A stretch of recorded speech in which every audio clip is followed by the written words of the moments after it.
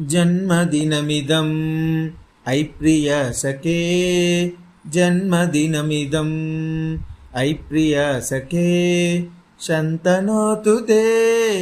सर्वदा मुदं शन्तनोतु ते सर्वदा मुदं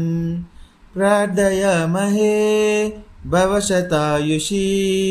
प्रार्थयामहे भवशतायुषी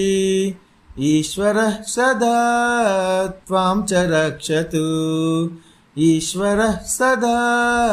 त्वां च रक्षतु पुण्यकर्मणा कीर्तिमर्जय पुण्यकर्मणा कीर्तिमर्जय जीवनं तव भवतु सार्थकं जीवनं तव भवतु सार्थकम्।